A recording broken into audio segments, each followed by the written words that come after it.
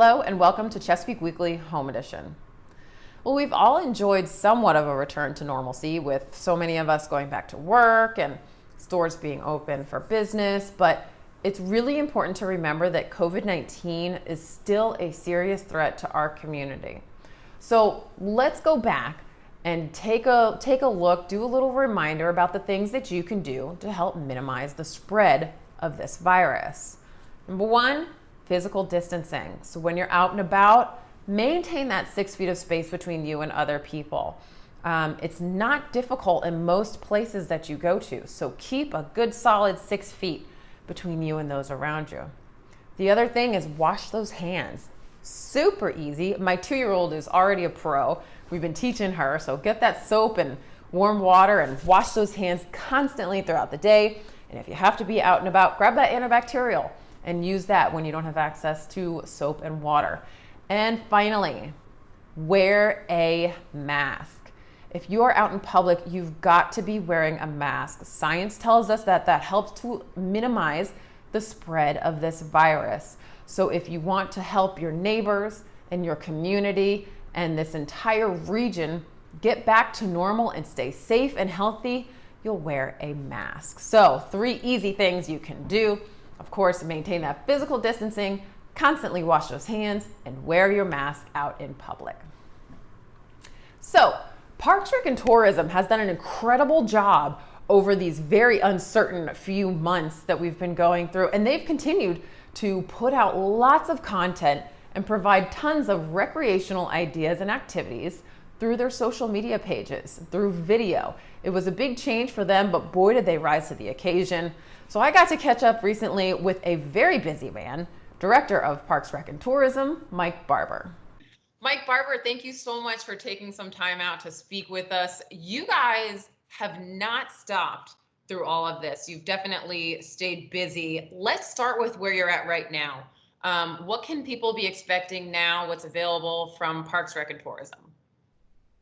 Well, it's been an interesting last few months, of course, and our staff has really stepped up big time, and we've been very proud of them. And I know it's easy to be said, but I think it's really shown to the community as well as to other staff that Parks, Recreation, and Tourism is an essential function of the city. We, for the most part, never shut down, never really stopped any of our interactions. We definitely learned new ways to do business.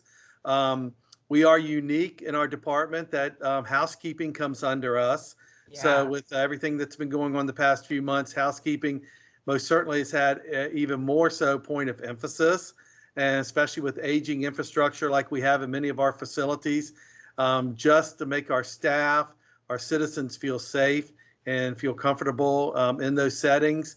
So our parks have remained open throughout. The grass is needed to be cut, needed to be trimmed. Our equipment is needed to be repaired. Our projects have needed to go on, and our staff has stepped up big time when it's come to that.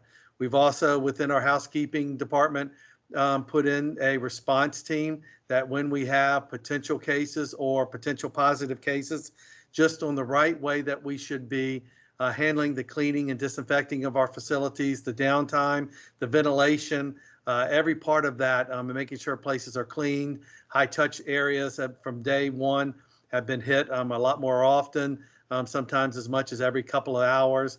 And elevators, different walkways, different, it's most certainly in restrooms, door handles, things that we never really thought so much about before. But now with our new normal, which I think we all are kind of despising that term, but it is what it is when it comes to that. So we've had a lot of different ways that we've had to go about conducting our business.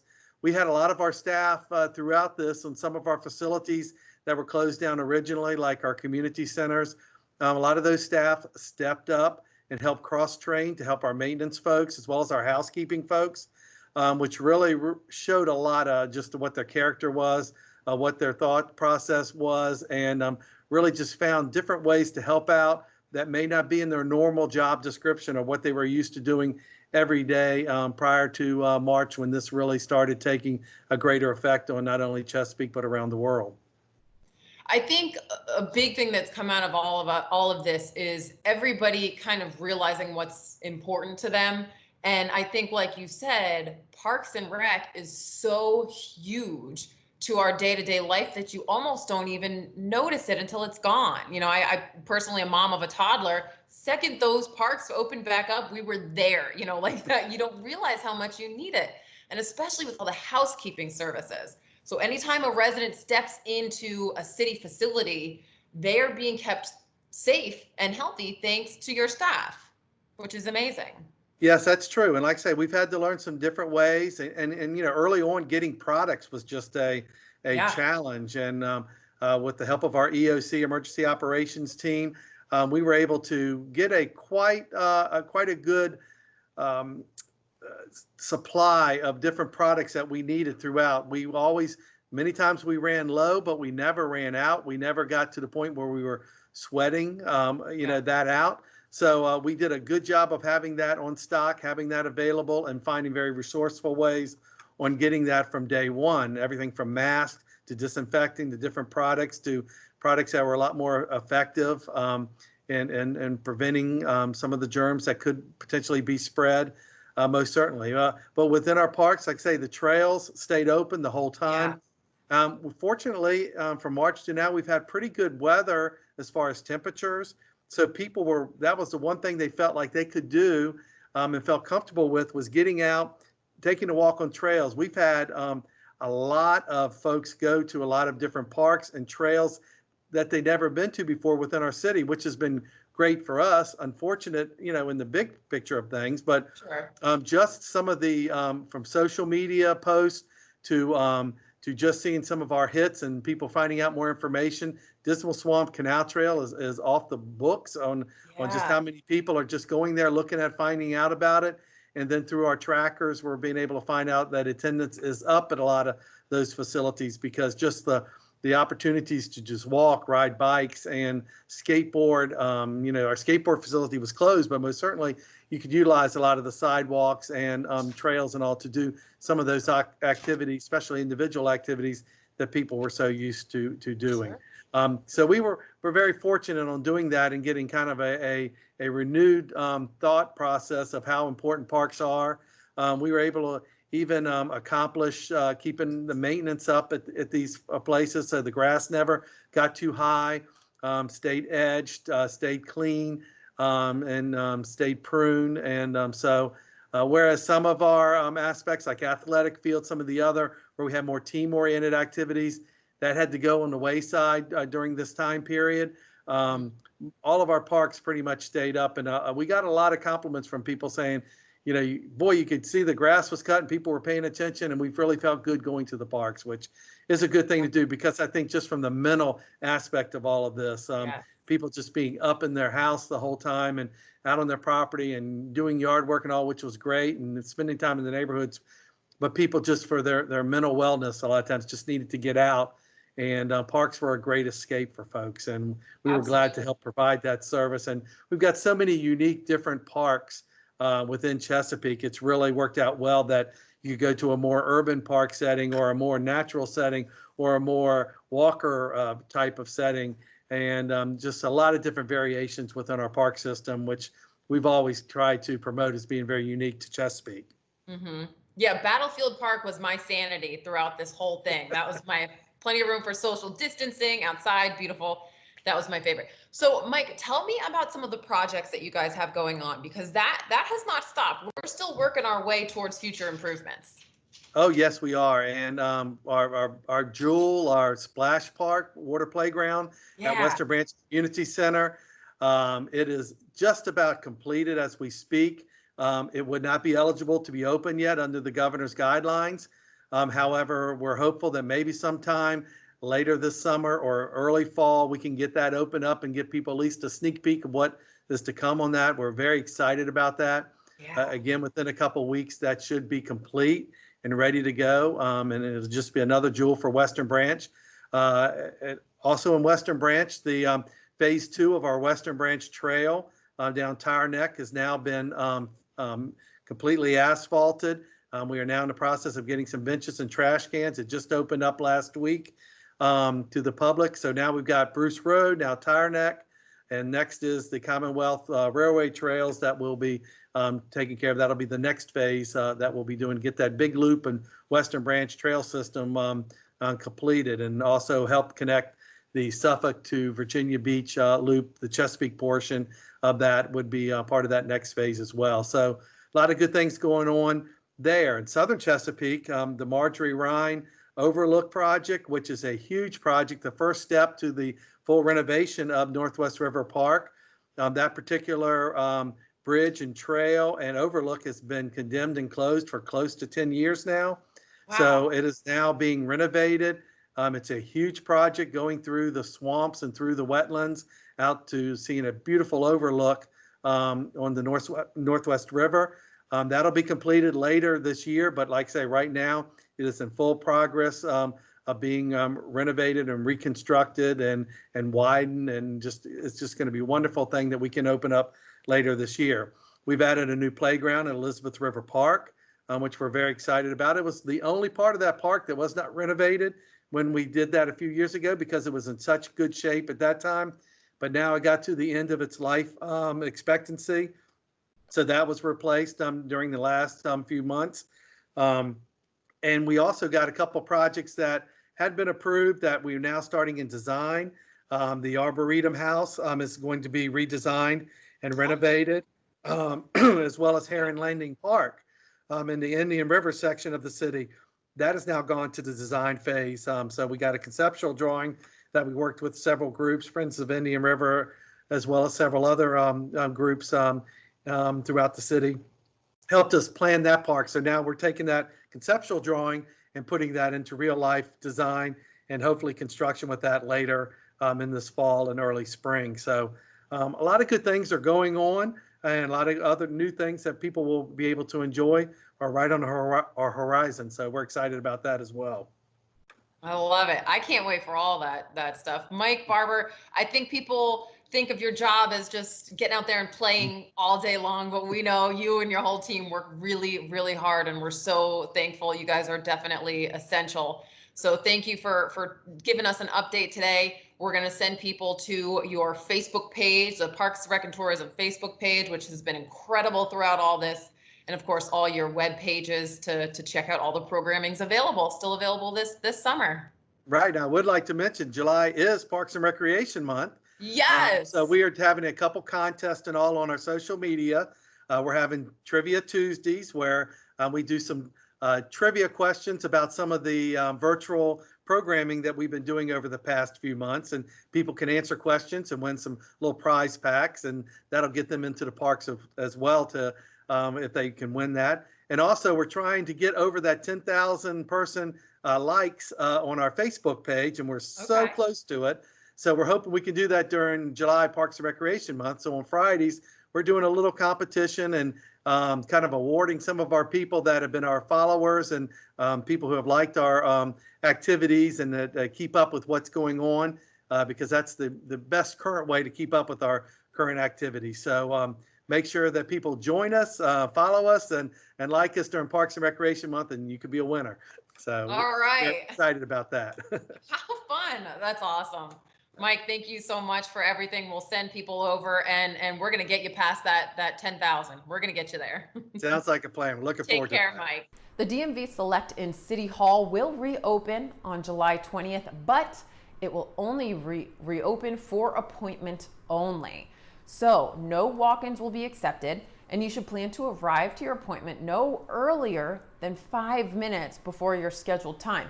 That will help limit the number of people waiting in the City Hall lobby to go to their appointment.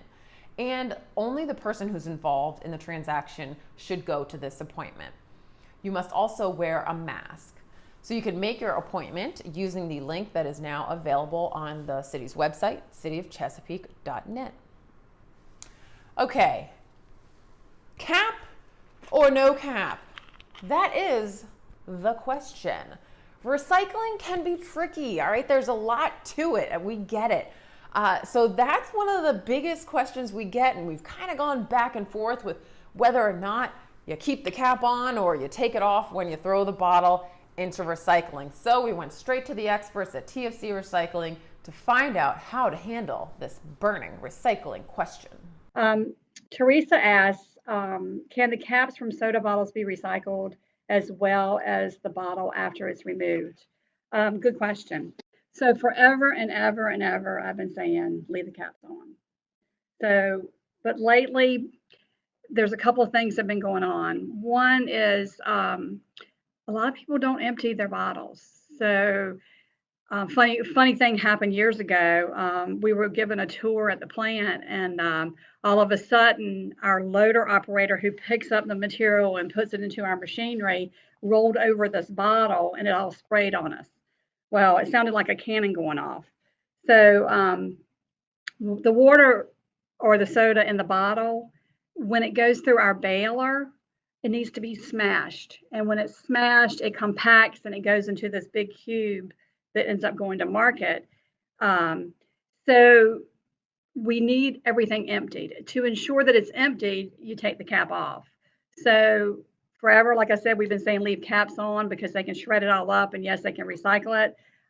But we really want to make sure that it's emptied, and that's the reason why we're saying caps off now. So make sure, yes, if you empty it and put the cap back on, that's one thing, and like smash it up. But we want to make sure that it's actually completely empty. So that's the reason why we're saying caps off. If you have questions about recycling and how to best make use of that blue bin, you can follow all of TFC Recycling's social medias. You can find links to those at tfcrecycling.com, plus information on that website. And you can also visit cityofchesapeake.net/recycle. Well, when it comes to healing its patients, Chesapeake Regional Healthcare does so much more than meet medical needs. Patient health and well-being often goes much deeper than that. So now they're working with a new grant that's helping the hospital educate and empower victims of violence. Last quarter, we were able to initiate a program called HOPE, Healing Opportunities Providing Empowerment, which is an interpersonal violence prevention and response program here based out of the hospital, the only one of its type in Hampton Roads, and the only victim-centric program in Chesapeake at all. The Virginia Hospital and Healthcare Association worked in conjunction with the Department of Criminal Justice Services and the Department of Justice, and we have a grant to administer the program for 2 years, and the initiative came about last year. First year just ended July 1st, and so we're starting our second year in this grant-funded program. So I've been here for 1 quarter, and in that time we've developed education opportunities for the staff here, reached out to the community, done media releases and so forth. So we're really just getting our feet wet and getting things off the ground. We have a programmatic email, hopeprogram@chesapeakeregional.com. They can email that and it comes directly to me. I'm happy to respond to them with any questions, address any concerns, any information. It can be anonymous. They don't need to give me any information other than any questions they might have. A reminder to make sure that your household has been counted. There's still time to take the 2020 census if you haven't already done so. The census provides valuable funding to programs right here in Chesapeake, so it's important to get an accurate count. You can take the census online at my2020census.gov. It's super easy, just a few questions, about 10 minutes of your time. And for those who do not take the online census, there will be census enumerators coming door to door later in the summer to make sure that you get counted. So if you would like to avoid having somebody come to your door, make sure you take that census now at my2020census.gov.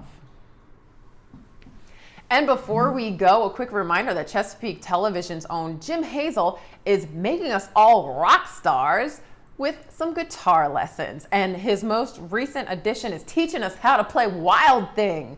You gotta check it out. He's got so much great content, great at-home activities to do while we stay away from large crowds. So I highly encourage you to check that out at youtube.com/Chesapeake Television or on your TV at Cox Channel 48 or Verizon Channel 43 at these dates and times. So we'll leave you now with that lesson, so grab your guitar and get ready to rock. See you next week. Hello and welcome to a special edition of Guitar Chord of the Day. My special guest here is Paul Johnson. He's going to help me with this because I've kind of reached the pinnacle, as it were, what I could show you on the guitar. So we're bringing in the big talent, right? All right. But we got some electrics today, which is kind of fun. So we thought we would do what song, Paul? Wild Thing by the Trogs. Heck yeah. And why would we want to learn this song? Well, Wild Thing, when I teach guitar from home, a lot of my students ask me about Wild Thing because everybody kind of knows it. And it's also 3 chords. And There it's we go. really easy and it's recognizable. Right. So everyone, if someone learned how to play this at home, their parents would recognize it, their kids might recognize it. So it's kind of universally well-recognized song. And it's fun. It's fun and it's easy. It's only 3 Yeah. chords. And little backstory here. What are we talking? 65? 66. it came out. 66. Yep. The Trogs, spelled with 2 G's. Troggs, that's Yeah. correct. Yep. Terrific band, but it's an American song, or who wrote It was written by, oh, you got me. Oh no! Yeah. We'll put that up on the screen later.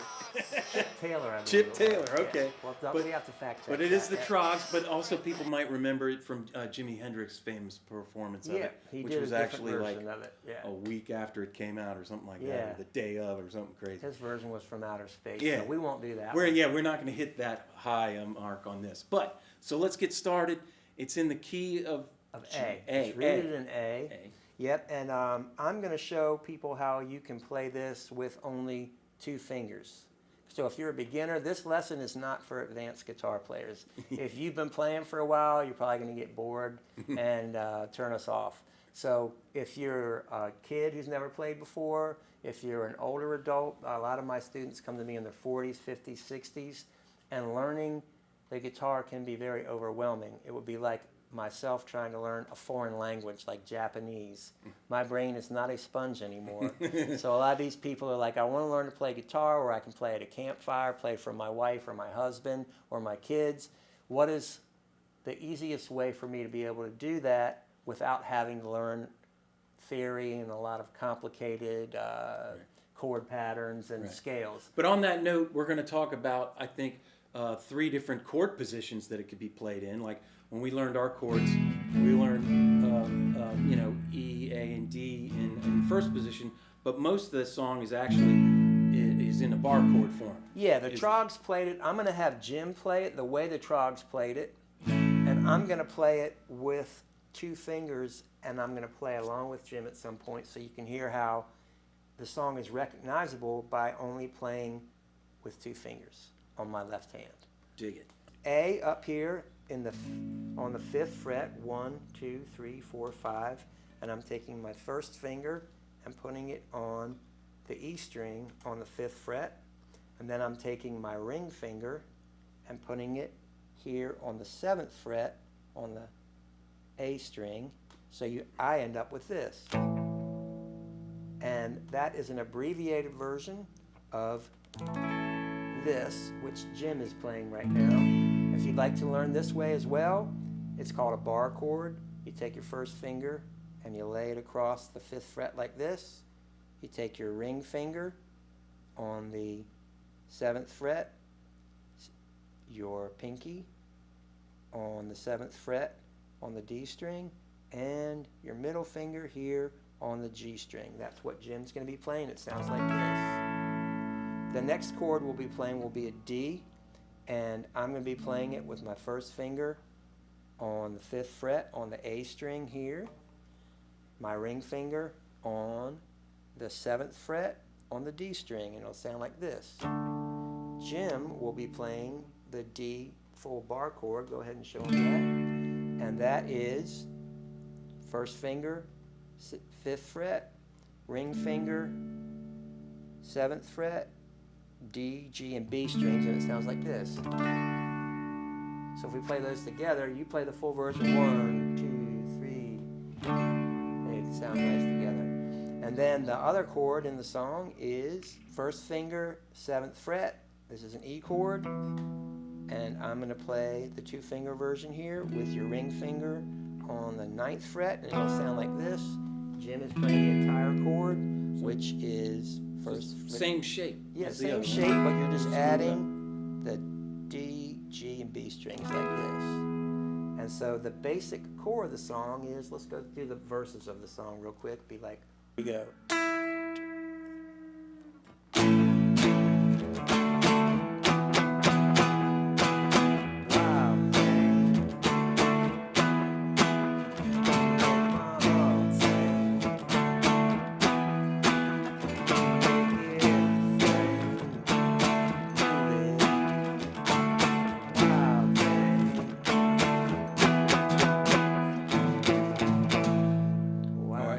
that almost part now. there. Yeah, okay.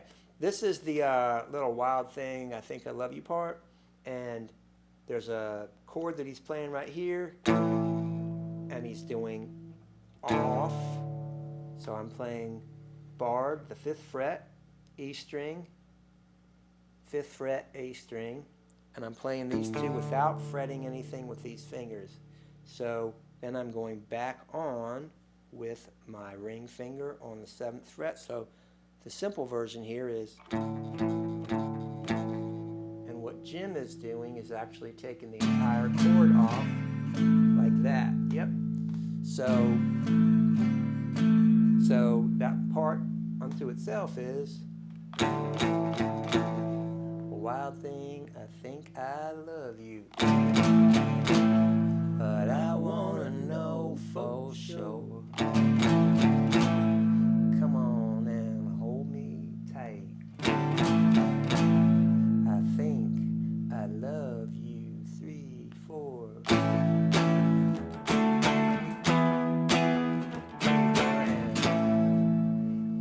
So basically, what I'm showing you here is how this 2-finger version here can sound great with someone who's playing all the full chords, or the song is even recognizable just knowing 2 chord positions, and 2 fingers, which is this, and sliding up to that, which is the same chord position as that.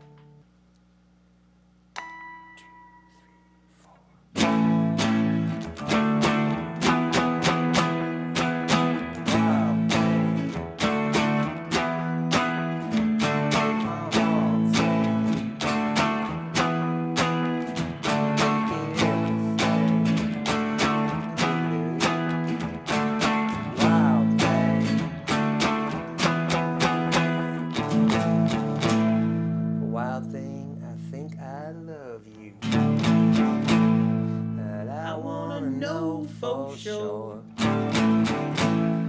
Come on and hold me tight. I think I love you. 3, 4.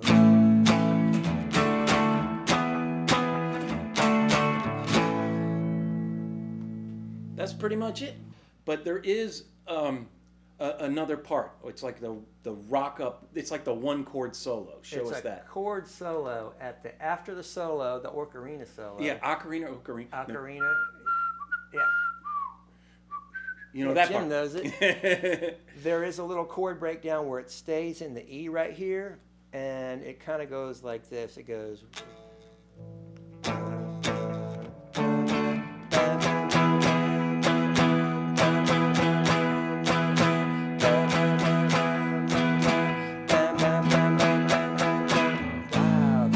It's a 1 chord solo. It's a 1 chord solo. It's Ramones, way before Ramones. Way before the Ramones. The Very Trogs. cool. So, very simple song, very recognizable, very easy to play.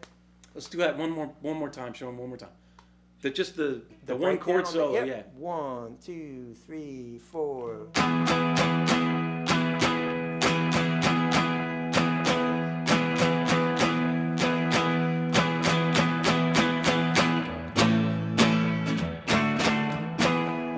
That's it. That's Wild Thing. We'll see you next time. Thanks a lot for coming along, Thanks for Paul. listening. You're And welcome. I think next time we're going to show them how to play Happy Birthday, because it's got to be somebody's birthday out there somewhere, right? That's right. All right. Always somebody's birthday. All right. All right. Bye-bye. Take it out.